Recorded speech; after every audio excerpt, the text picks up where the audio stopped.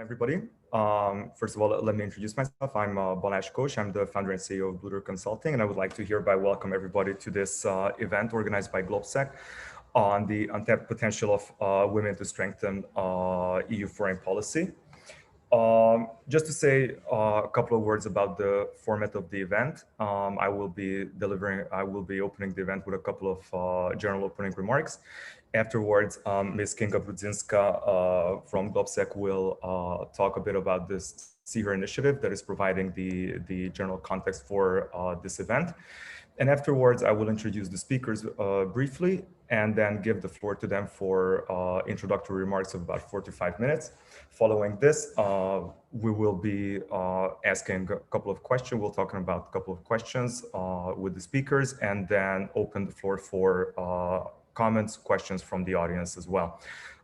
In terms of the technicalities, please, if you feel comfortable with it, do turn your cameras on because it also allows for a more open and more direct discussion even during the times of the coronavirus, so we can see each other and engage more actively. So, and now with this note, let me just say a couple of words about the timeliness and the relevance of this event, which is basically taking place at a time when at the level of the European Union, there is an increasing strive to make sure that the gender equality is more ingrained and more largely represented at all levels, including both at the level of EU institutions, including both the European Union level and the member state level. I mean, it's also just enough to think about, for example, that there's the first female president of the European Commission in the person of Ursula von der Leyen, who took office in 2019 November. And or to think back about the European External Action Service, who was led up until recently by Helga Schmidt, who was also a woman. And the first two high representatives or vice presidents of the European Commission were also women, counting from 2010, and who was Catherine Ashton, the first high representative vice president of the European Commission, and she was succeeded by Federica Mogherini. So the tendency is there, and basically this is further underlined, for example, by the recent appointments that were made, for instance, at the beginning of July by the External Action Service, where, for instance, 3 special representatives were nominated, and all 3 of them were women. And to further highlight the relevance and the importance of this topic is, I think, of course, is the gender action plan that was recently adopted by the European Union, which is an ambition plan for building a gender equal world to curb inequalities and to accelerate progress.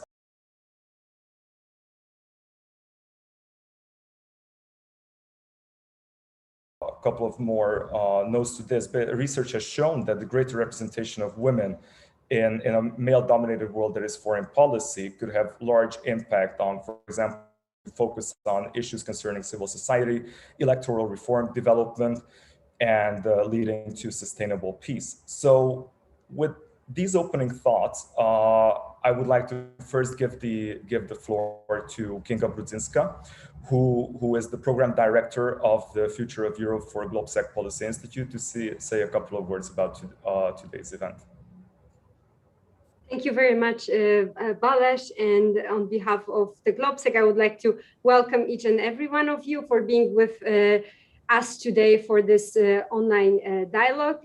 This event is organized under the umbrella of the See Her initiative, which is a Central and Eastern European hub for gender equality in policy debates, and also our digital platform called See Her Debate of women experts, which strive for amplifying the female voices in the policy-oriented debates. So if you are not registered yet in our database, please do so. We will be sharing the links in the chat. Basically, the goal is twofold. One is to provide a database and sets for other conference organizers to easily find the female speakers and not to look for excuses of not having relevant people for the panel. And second also is to actually implement it for ourselves and include more female voices in our conferences. I would also like to thank our partners and donors in this initiative. Balázs, thank you for your support. You were one of our male supporters of the initiative promoting it, but also Open Society Foundations and our partners from the Engage project, which is a research project funded by under the umbrella of the Horizon 2020, and which combines together 9 academic institutions and 4 think tanks to examine how to help to strengthen the EU as a global actor and advance the European Commission goal of giving Europe a more united voice in the world. And we found this combination as a good start for this debate, as those 2 topics that we will be covered during the panel discussion they perfectly complement each other. Before we hear the voice of the critics that this panel does not have any male as a speaker, we wanted to share that it was done on purpose somehow, as mostly female moderate the panel. So we wanted to revert the order and have a Balázs of hosting all of us for this debate. With this, I will leave the floor for the speakers to hear their thoughts and insights on the topic discussed today. Thank you. Thank you, Kinga. Look, let me just say it's a pleasure to moderate such a distinguished panel. So first, let me briefly introduce our panelists. So we have the pleasure to welcome Ambassador Stella Roner-Grubacic, who is the new European External Action Service Ambassador for Gender and Diversity. She brings a wealth of experience to the table on her new position, following her various positions in the diplomatic service of the Netherlands, including 3 times ambassador to Croatia, Romania, and Greece as well. And she very recently took office on the 1st of July. And if I'm not mistaken, it's her first event. So it's a pleasure to welcome you here for this discussion. Then next, I have the honor to introduce Dr. Monica Seuss. She is an associate professor at the Polish Academy of Sciences and visiting fellow at the European University Institute in Florence. She is widely published and her research interests include international relations, more specifically foreign policy, and the interinstitutional dynamics at the European level between supranational and national level in decision-making in EU foreign policy. We have Dr. Federica Bicchi with us as well. She is the Associate Professor of International Relations at the London School of Economics and part-time professor at the European University Institute in Florence. She specializes in EU foreign policy and topics related to the European External Action Service, and spent research periods at New York University in the US, as well as Siena and Berlin. And we also have the pleasure to welcome Danielle Piatkiewicz.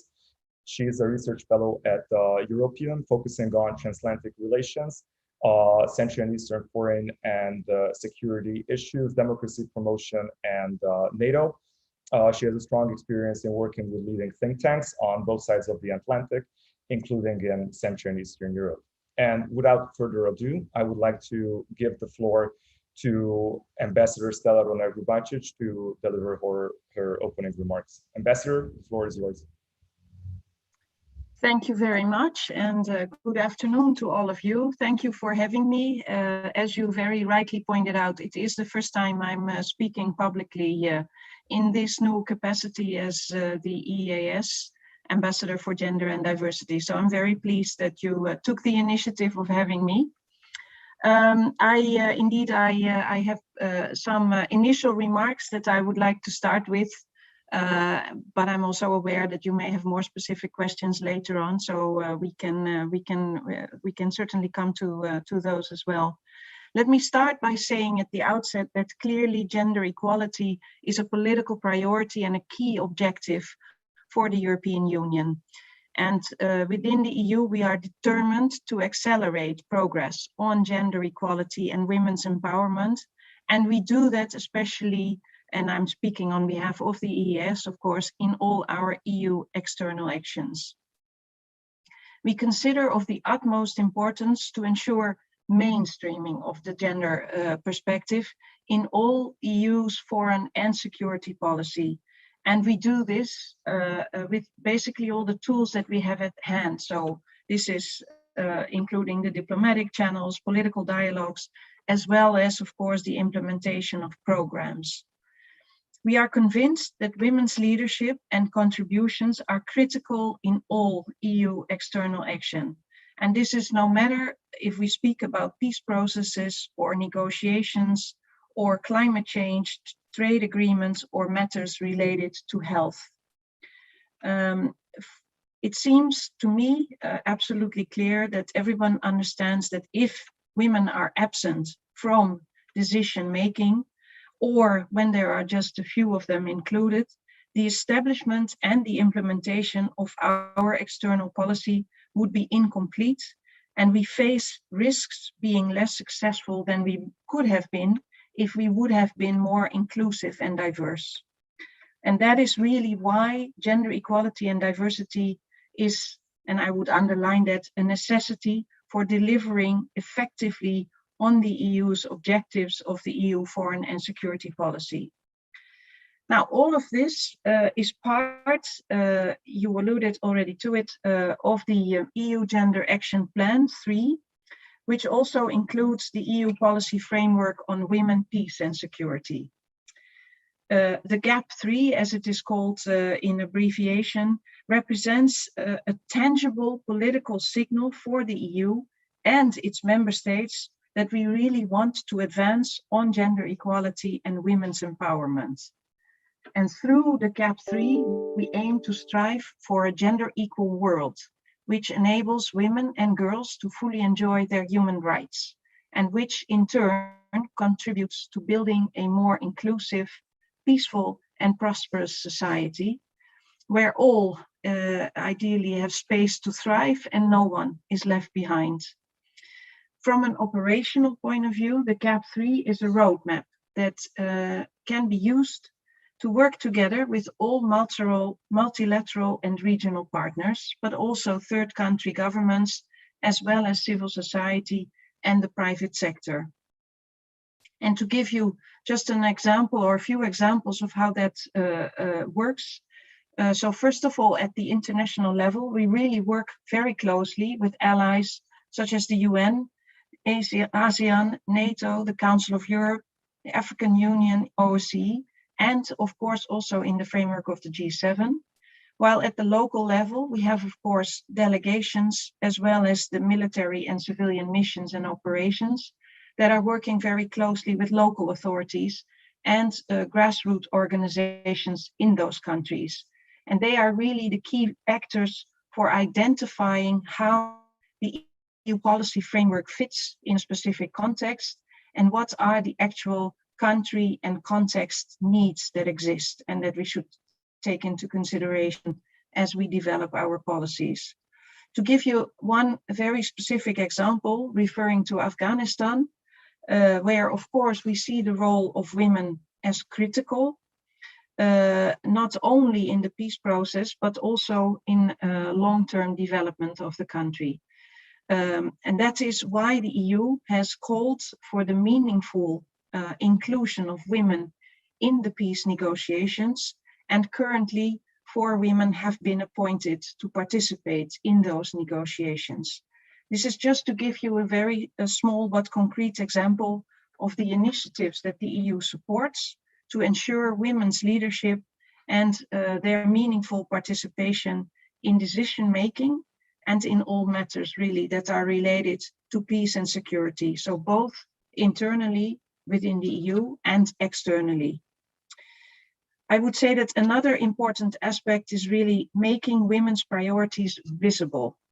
There actually the media can play an essential role to make this happen. And that is one of the reasons why I'm grateful that you've given me the floor today to participate in this discussion. That said, of course, we and I personally were well aware that a lot has been achieved, but there certainly really is a lot that still needs to be done. And in my indeed very new role as Ambassador for Gender and Diversity here at the EEAS, I'm going to focus on gender and diversity within the EEAS itself, but in particular, I will also be coordinating the EAS external actions for ensuring that there is really internal and external policy coherence. Clearly, I'm convinced of the fact that if we want to change things externally and we don't change things internally at the same time, our approach will not come across as coherent or even credible. We really have to walk the talk, so to speak. Well, these are just some very preliminary comments. We can elaborate in the next hour, but I will first allow the others to have their introduction. So thank you so much for now. Thank you very much, Ambassador, for this very comprehensive initial overview of what your objectives are going to be over the next couple of years as well, and how this fits into the EAS's plan. And let me now give the floor to Dr. Monica Seuss. Good afternoon, everyone, and thank you so much for having me. I indeed very much agree that the topic of our discussion today is also absolutely relevant, not only for me, but I think also for many other women working not only in politics, but also in the academia, since gender inequality is not only a problem of politics, clearly. But let me start with saying that, generally speaking, I think that the underrepresentation of women in any policy area across the EU constitutes a serious democratic deficit that undermines the legitimacy of the EU, of course. And the EU foreign policy is no different than any policy area for that matter. And as Madame Ambassador has been saying, an integration of gender perspective and women's participation in all possible contexts, from conflict analysis to subsequent action, including dialogue facilitation, mediation, peace negotiations, and all other conflict prevention and different other tools of foreign and security policy, is highly necessary for effective EU foreign policy. However, at the same time, due to the intergovernmental nature of EU foreign policy, tackling gender imbalance requires the cooperation between the EU institutions, as Madame Ambassador has been saying and has already referred to, but also between the member states. And many of the latter of the member states still haven't fully embraced the need for gender equality when it comes to their own foreign and security policy. I think a good example has actually been indeed the search of Ursula von der Leyen while trying to establish the very first in the history of the EU gender balanced European Commission, which, as we all know, succeeded in the end. But the difficulties she had with appointing equal number of male and female commissioners aroused from the reluctance of some member states to find and to nominate a female candidate for the posts. So this is something that we definitely should also talk about in the discussion. So the need to cooperate between the EU institutions and the member states.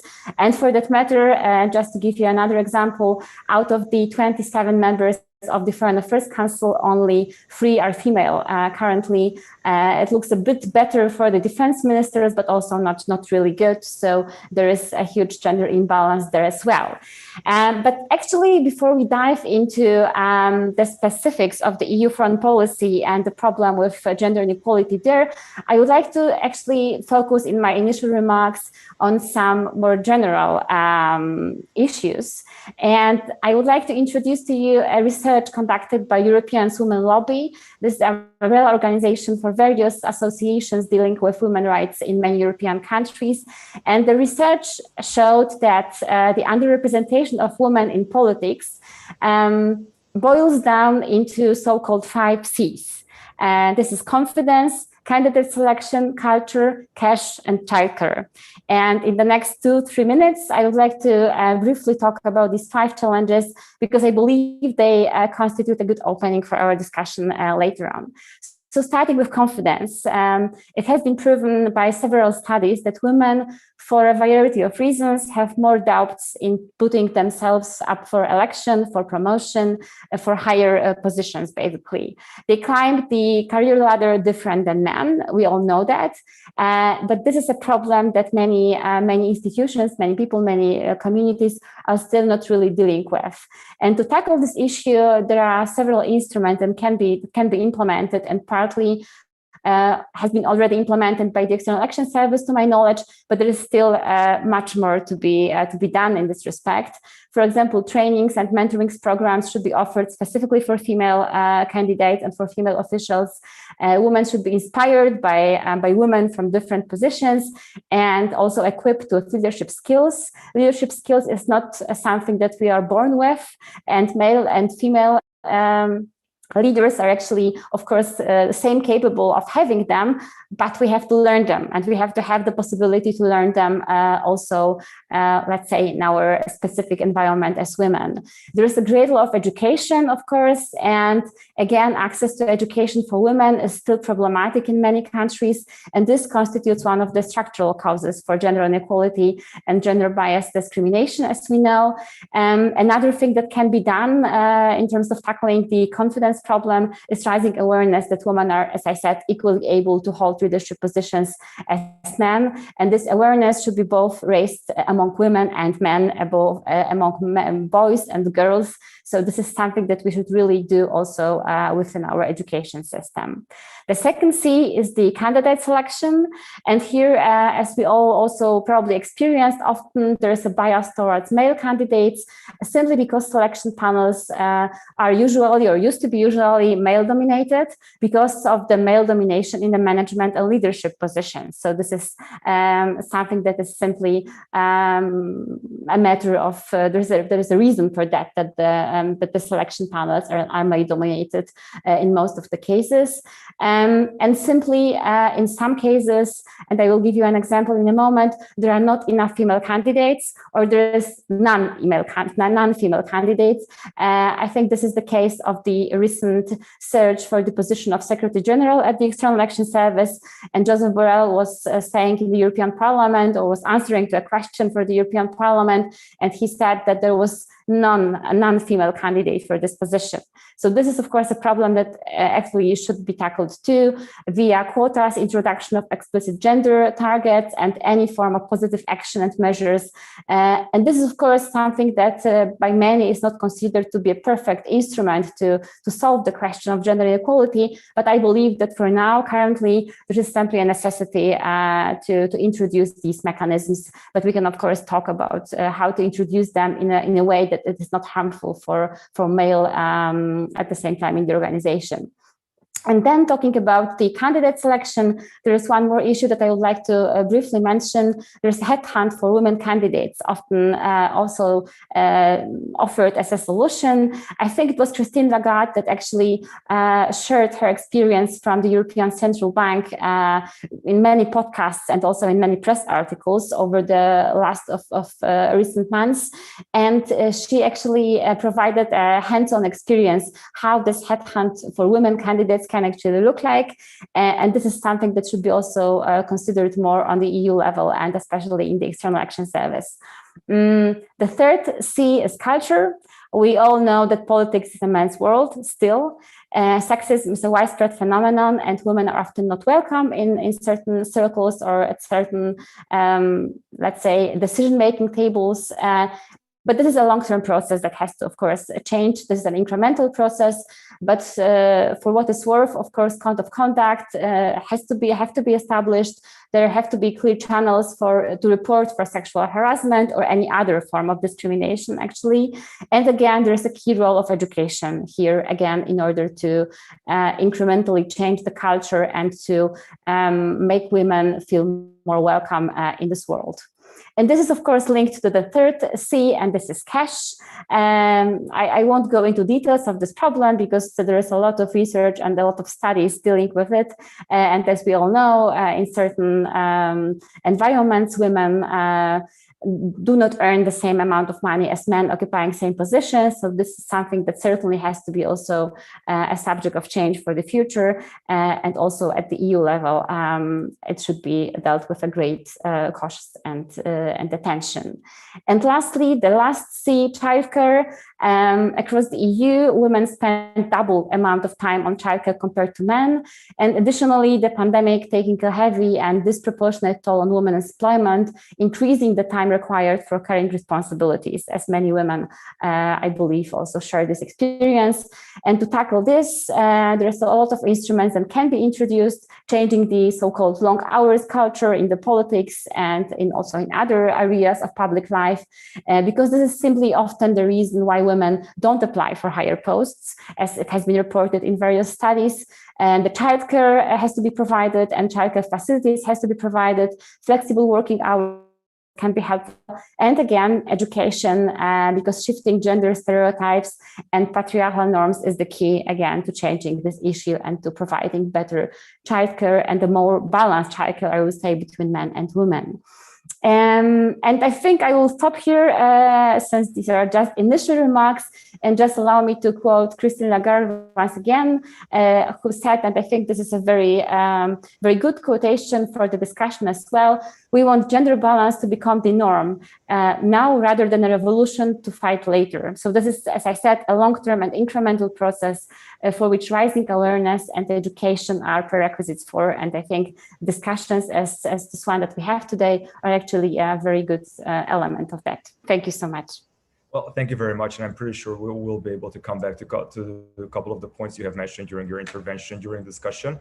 So with this in mind, I would like to give the floor to Dr. Federica Bicchi right now. And I would just kind of like to ask that we try to keep to the time limit of about 5-6 minutes in order to allow for a bit of a discussion at the end. So Mrs. Bicchi, the floor is yours. Thank you very much. I'll try to be brief. I only want to make 3 points, but let me first thank very much GLOBSEC for organizing this debate, which is always important. My 3 points are basically, first of all, to remind ourselves why we're here. It's not just a matter of having more women, more female faces in our Zoom debates. It's a matter of expanding the range of experiences, of priorities, of context that we bring to bear. We're trying to aim for a more realistic picture of how the world is and what the EU should do for it, what EU foreign policy should be tuning to what kind of impact it should try to make. So my first point is really that the issue of gender is not just about gender, but it is also and especially about the diversity of opinions that we bring to bear. The second point I would like to make is the fact that, in fact, gender is just the avant-garde. It's the beginning of a big and quite difficult discussion exactly about the other aspects of inclusiveness. And here I am hinting or directly suggesting that the issue of LGBT plus, race, global south, there is a lot that we can do to expand the agenda and the range of topics that we consider, to go beyond the white male global north type of agenda. There is a lot to do.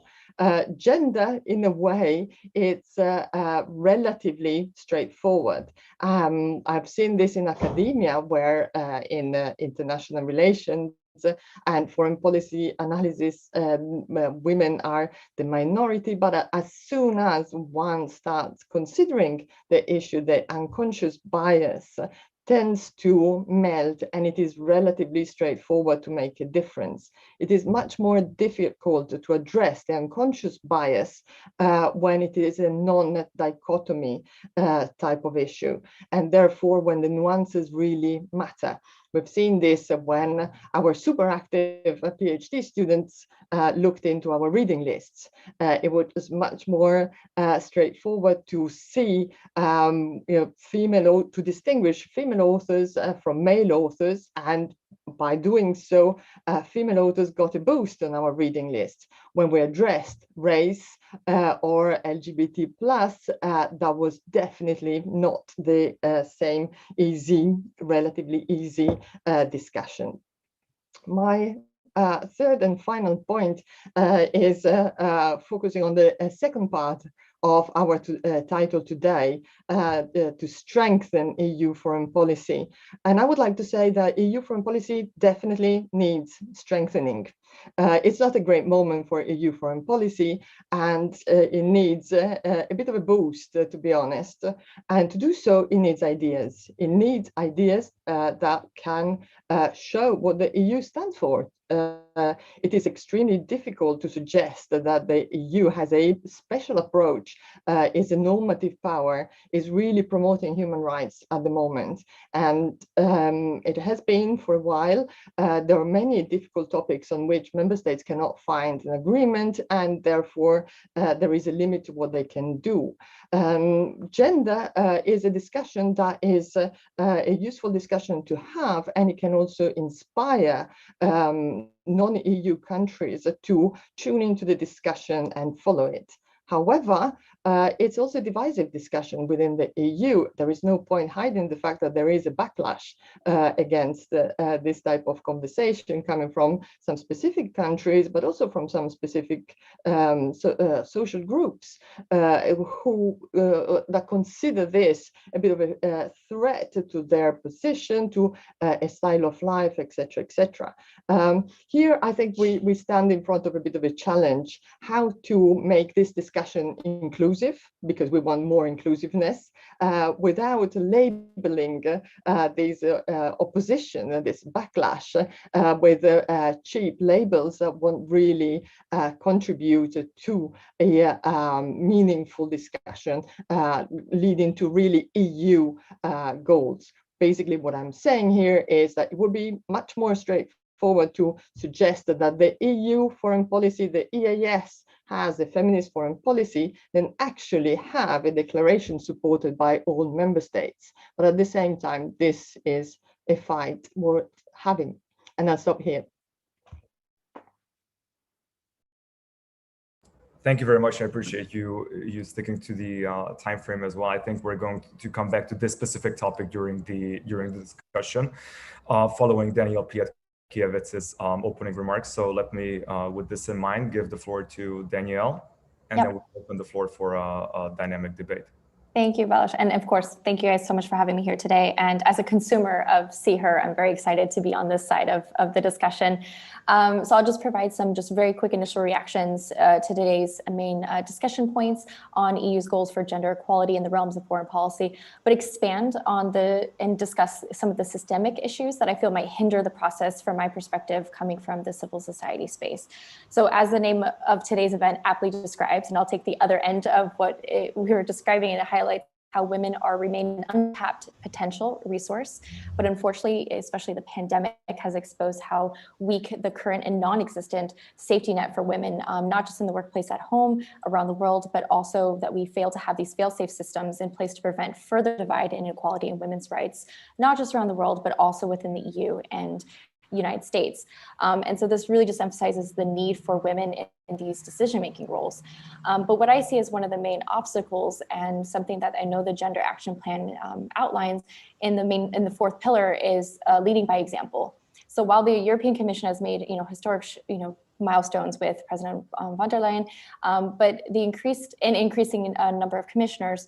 But for instance, the latest state of play from the European Parliament showed that as of January 2021, the percentage of women members in the European Parliament has actually fallen since 2019.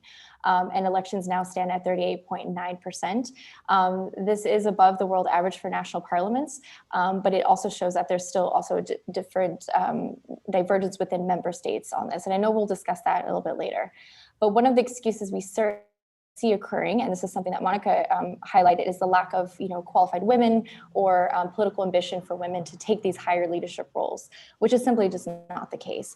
But we do see this across other sectors. And coming from the civil society side, myself, I see women who are often stuck or stalled within the system, waiting for that promotion or the opportunity to run for this elected position or actively seeking it. But those barriers or that block the supply of women entering policies or even the foreign policy sector, go into the same points that Monica had mentioned, which is the limited funding, unequal access to key resources, family responsibilities, the male-dominated culture, gender stereotypes, et cetera. The list goes on. But something kind of on a different spectrum is that, I recently attended a Women in Think Tank forum organized by University of Pennsylvania, and they brought together women from various sectors in civil society working on foreign policy. And some of the main issues that they surveyed between the groups was the gender gaps in the industry, promotion of gender studies and think tank research, pay equity for women, and of course, gender bias in fields such as international relations, security, and defense, highlighting that this is a systematic problem across all sectors. And I know this is a generalization, but there's also a degree of concern within civil society space, especially in foreign policy, that we need this more women leadership and representation. One suggestion that aims to resolve this, and I know that the Gender Action Plan hopes to create a little bit of this infrastructure, is building a pipeline into public life and politics, creating this more synergies between people running for office, but then getting more into this field. So one area that they also advocated for is more grassroots activism that can lead to involvement in local politics and then to politics at national level. So I think this is incredibly important. So we really need to keep in mind these potential, these roadblocks that women will be continuing to face, and systems and programs, especially like See Her, but also other women initiatives, are incredibly important for kind of not only self-promotion, but also self-support and creating this system for women to help excel in this area. So I'll turn it back to you, Blaž. All right, thanks a lot, Daniel, for this. And let me start with one question that I think came up at least subconsciously in all the interventions over the past couple of minutes. So basically, you spoke about the areas of foreign policy making where there should be more women and women leadership should be more present. And one of the biggest issues that was highlighted is also why is it the fact, or why is the situation right now that there are not enough women in those positions? So Ambassador, let me start with you in asking how and what kind of initiatives and policies could encourage member states to enhance women's presence in diplomatic corps and contribute to gender diversity, and for instance, in their secondments to EU institutions or other international organizations. How could we break this cycle? Thank you. Well, as you indeed stated yourself, several aspects have already entered the discussion. And here I really also speak from my own experience when I say that, in my view, the approach that needs to be taken is really threefold. First of all, and as it was discussed already by several of the speakers and of the guests, obviously you need measures that are focused on women, and that are basically, and this is the first C that was mentioned by Ms. Seuss, the confidence issue. It is true, and I can sort of subscribe to that very personally, that when a woman gets a job offer that is a promotion or a challenge, for that matter, women tend much more to think about all the other things that they still have to do. They have to think about the work-life balance. They wonder if they can do it, if they can live up to the expectations, while men are much more eager to sort of jump ahead and think the rest will be taken care of by my family at home. So that really has to be addressed by trainings, but also this is something I have discussed with colleagues in my own foreign ministry previously, by, for instance, creating a system whereby women who decide not to go for a certain job, even if invited, will be approached by the senior management or the senior leadership of an organization to ask them, why are you not doing this? Is it because you think you cannot do it, or because you have other issues that make you feel insecure about this? I really think that there is a lot more that can be done on this level. Secondly, of course, there need to be measures that are focused on men. And then you are talking about the men that currently make up the senior leadership or management of the organizations that we are talking about and that we would like to see going towards gender equality, because there is this thing of unconscious bias. And the one thing that needs to be done is at least to make men and everybody aware that even though they are unconscious, there is that that bias. And I think, unfortunately, in many cases, the bias that is there is really unconscious. And this is something really ingrained. Talking indeed about culture, this is the sort of the hard disk that is very hard to adjust or to change. But at least what we can do and what can be done is to make it conscious. And there are all sorts of tools that we can use for that. And thirdly, I would say we really obviously, and there I go more to the EEAS, there we really need to work with others, because obviously for the EEAS, it is incredibly important that on this issue, we work very closely together with the member states, since 1/3 of EEAS staff are temporary agents that are seconded by member states. And even in the very short time that I'm working now as ambassador for gender and diversity, I'm hearing already that the problem is really that the member states don't come up with enough female candidates. Here too, I think there is a thing that is sort of almost like low-hanging fruit. It's a question of saying, okay, we understand it's difficult. We also understand, by the way, that the foreign ministries or other national organizations that come up with candidates for positions in EEAS, of course, have the same problem at home. So the women are being sought for, elsewhere as well. But then there are very simple mechanisms, such as saying, okay, we understand it's hard, but now you don't have any women on your list of candidates. So please take back the list and send it again with at least one female candidate on it. It's a very simple thing to do. And in many of these cases, it's a question of let's agree that we are going to do this. I would leave it there for now. Thank you very much, Ambassador.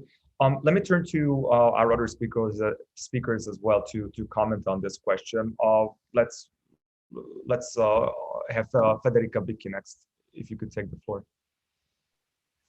Thank you. Actually, I'd like to, if you allow me, to play a bit the devil's advocate and push Ambassador Bronner a little bit further, just for the sake of the debate. We need feminist men, not men that are aware of the unconscious bias, but men that are aware of the need to promote actively the involvement of more women, of a more diverse set of perspectives. So in a way, we need to multiply the people that fight for gender equality and that bring this forward, because if we make this just purely a women's issue, then we're sticking to 50% of the world.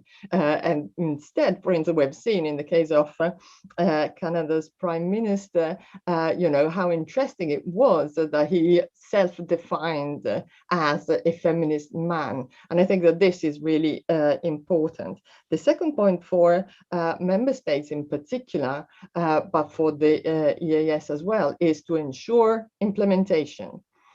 We're at that point where declaring a feminist foreign policy, it's almost expected. And, all the kudos are nearly spent on that. But if the declarations become empty declarations, then the risk is that there is a backlash across the board, meaning that this is just words that don't mean anything. And therefore, the debate is really off the board. It becomes a non-debate. And the third point that is more practical in a way, I think the member states can support gendered networks. We've seen the female diplomats compensate for being often the odd one out by networking among women, and that can be a very good resource for them. And I think that this is another way that can be pursued. Thank you very much. Monica, what would you like to say, reflect on this question as well? Just very briefly, 2 or 3 points, but really briefly, regarding implementation that Frederica has just mentioned, and I think this is a very important point. I think one of the key issues within the implementation are budgets. So it is not enough to, appoint a gender officer. It is often the case in the ministries in the country I'm coming from, so Poland. But if there is no budget to actually be active as a gender officer or gender mainstream officer, there is simply no point of doing this. So I think this is one issue that cannot be forgotten. And I'm afraid that at the EU level, the problem might be maybe not the same, but it could be a similar problem in some institutions or EU agencies. And then the second point is awareness among men. Also very much agreed with Frederica on this point. We need explicit gender trainings for male leaders and for male management officers in order to indeed expand their networks, because the unconscious bias has been mentioned several times. And even although it's unconscious, it is still one of the biggest problems that we have. And I think only indeed explicitly expanding the network and actually making men aware that there are women possible to apply for positions, or possible to be encouraged or coached to apply for the positions, is also the key. And the last point, the snowball effect, that is often also mentioned in several studies. So once we have a woman appointed to a higher post, then the probability of more women joining an institution or the leadership of an institution is also higher. So this could be also something that we can somehow have in mind, that it is also helpful for the future. Thank you. Okay, thank you very much. Danielle? Just one quick point. My colleagues all bring up excellent points. But to your question about creating incentives, I know the Gender Action Plan plans to do this, but finding more synergies within existing or future policies, such as Green Deal or post-pandemic recovery, can incentivize member states to take concrete actions to making sure that there are higher levels of women representative, and by simply just making the economic case for it. I mean, we've already heard the statistics that if you have more women in decision-making roles, you're likely to make more your decision-making towards different policies will be different. And I think the pandemic really exposed this. And to have more women be part of the decision-making process for decisions for women, I think is incredibly important. I mean, the pandemic is hate to say it, it's an opportunity. Do we have to wait for another global crisis to make an incentive to get women on the decision-making board for this? No. Thank you very much, Daniel. I mean, look, I think we're talking about breaking the glass ceiling with, we brought it up quite a few times this afternoon, the appointment of President Ursula von der Leyen. So, that's already a big start. And when you read the press recently, and Christine Lagarde was appointed as the president of the European Central Bank. So there are female appointments ongoing, and there's also talk about potentially the NATO Secretary General as well, who could be female in the future. There were talks already about the female Secretary General for the United Nations in the form of Kristalina Georgieva a couple of years back. So this is an ongoing debate, but with the Gender Action Plan and with the ongoing crisis as well, there's a new impetus that is even more imperative to get this done, because there were so many missed chances already that this is probably one of the last opportunities that cannot be missed, basically. So with this thought, I would like to ask members of the audience if they have any question. Don't be shy. If you have a question, please turn on your camera, introduce yourself, and specify which speaker you would like to ask your question to, or it's also an option, you ask several speakers.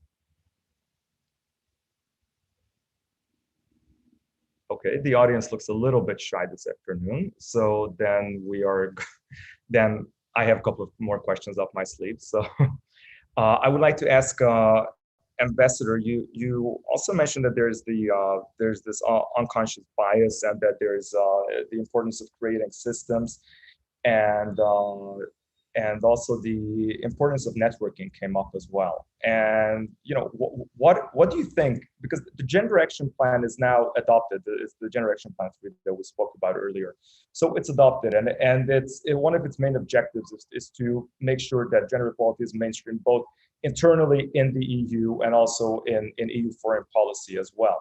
What do you see something that is missing from this, or do you see a secret ingredient that could be added to it, or during the implementation that will be an important element to this?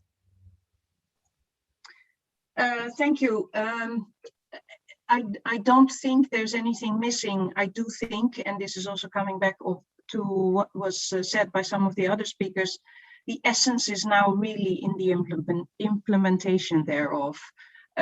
Sure, paper is patient, as we say, and you can write down a lot, but now what matters is to really implement it. But the very good thing, in my view, about the GAP, the Gender Action Plan, is really that it is very concrete. It really gives us a very good overview of the things that are needed and the things we're now going to work on because we are committed to them. So it's a very good roadmap.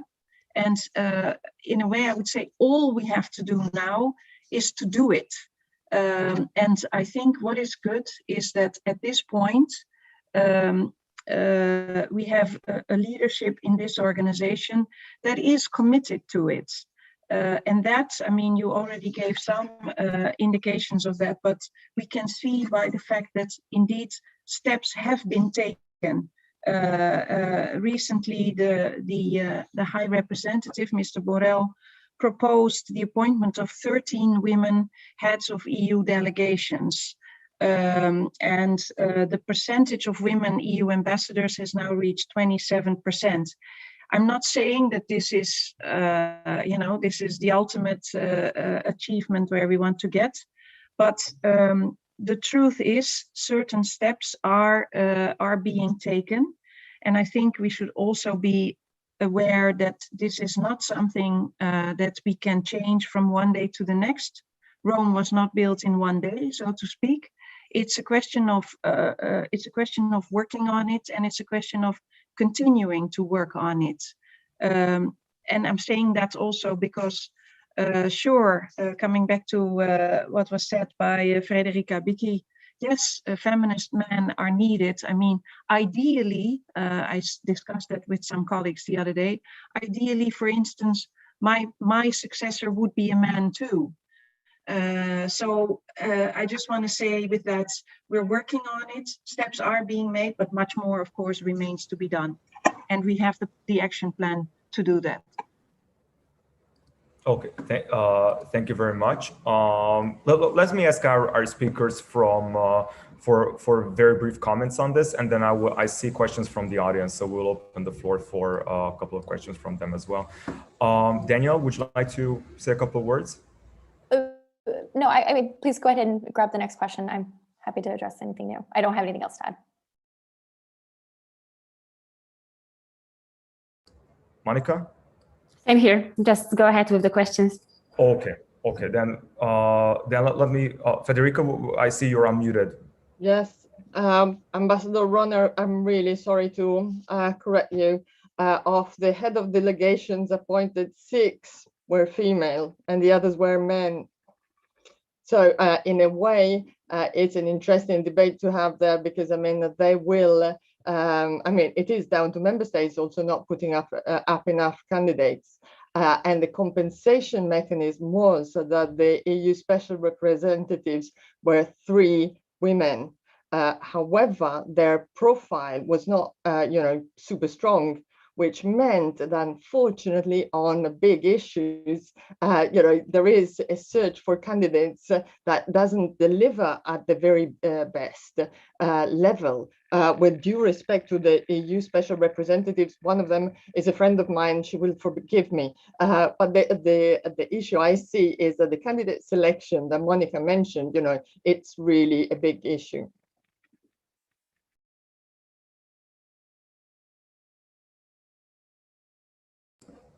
the list of appointments was published. It was from 2nd of July, I think, and you're right. And there were also 3 special representatives. And what is very important is that the number of appointees, female appointees, is increasing. And finally, that for example, 3 special representatives who I think they can be qualified as at the rank of ambassadors. That all 3 out of 3 were women in this case.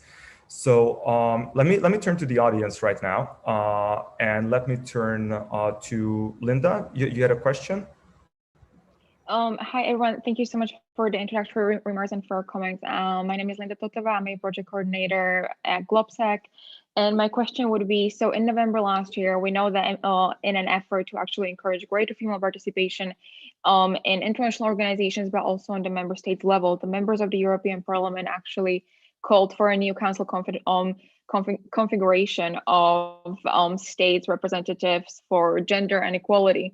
And I wonder whether, first, do you think that this is a way to push through ideas that actually this is something that should be addressed on the member states level, but also whether this is something that might get some backlash from some member states who clearly do not have such a representative on the national level? Thank you.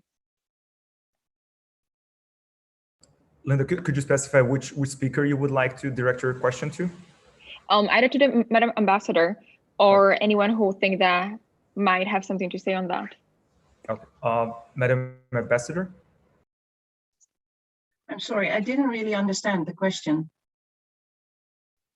Sorry, it's just that if there is a push or more encouragement to include a new council configuration of actually national ministers for diversity and equality, but this is something that might encourage member states to start thinking about the concept of gender equality on the national level, and whether this might be a part of breaking the cycle of actually getting more women appointed into foreign ministries and international organizations, or whether this is something that's very unlikely and is not going to happen. I'm not sure where that council of configuration is started, but I would say, but I guess I would need more details, but I would say that such initiatives are helpful generally. But once again, I'm not aware of details or how and where this has been introduced. Well, it's a very interesting initiative, and it probably mirrors the European Parliament intergroups. You can create intergroups along the lines of several topics that are not covered by the committees. And just speaking from experience and speaking from how the institutions work, I mean, I personally think it would already be very useful if not necessarily creating a new body in the council, if that wasn't the case, but rather there was a strive and a constant push to mainstream gender equality along the lines of all policies, and to see how how gender equality can be actually integrated into different policy initiatives, and not only at the level of the European External Action Service, but also in the Commission. I know that in the Gender Action Plan 3, there is also strive to make sure that that gender equality appears at the level of the implementation of the Green Deal, digital transformation, and so on. And this is good that whenever the Commission proposes something, for example, then this is there in the initiative. But the way to make sure that this stays on, that this survives the decision-making process, would be, for instance, putting bigger emphasis on this topic at both in the European Parliament and the Council. So let me give Kinga Brudzinska the floor right now. She also. Thank you very much, Balázs. And I know we are running out of time, but I just have a kind of short question, because we've discussed something that Daniela once also mentioned, that I also don't like to mention COVID as an opportunity, but I would like to ask our speakers to maybe share personal opinion, as we all work and in somehow we do a research, or we are actively involved in the decision and the policy making of the EU foreign policy. What is your experience with COVID, and if this digital transformation that is actually helping women to perform their tasks and advance they professional advance in the professional sphere.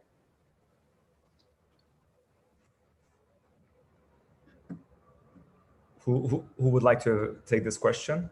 Just maybe in the wrap-up comments, if anyone feels like adding anything on that, this would be wonderful. I'd be happy to just quickly jump in and to say, I mean, I think it just, the situation that it put both men and women who had to now stay home and do childcare, but also balance other things. It just showed that, you know, it's amazing what we're able to do in times of stress and duress.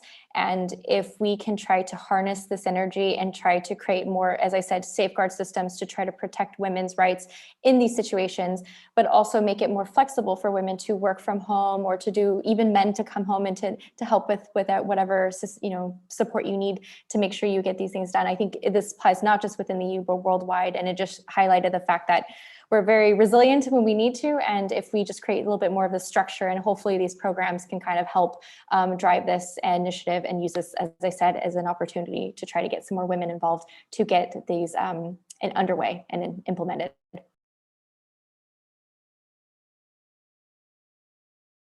To thank GLOBSEC for organizing this under their See Her initiative.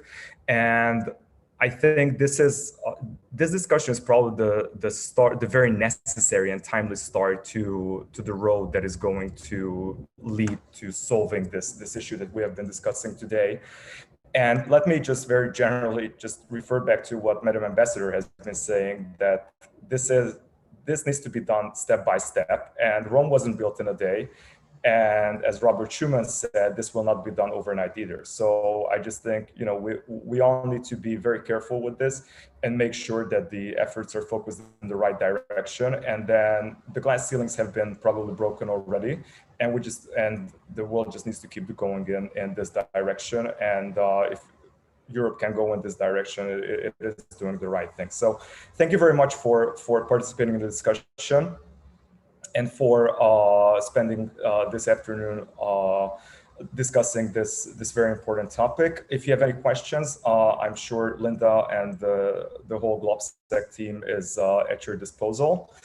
And you can also contact me if there's anything that comes up. So thank you very much, and stay safe. And if you do have the summer holidays coming up in a couple of days, I do wish you an excellent summer holiday, and then hope to see you soon, either online or hopefully in person at some point. So all the best. Thank you very much. Thank you. Thank you. Thank you.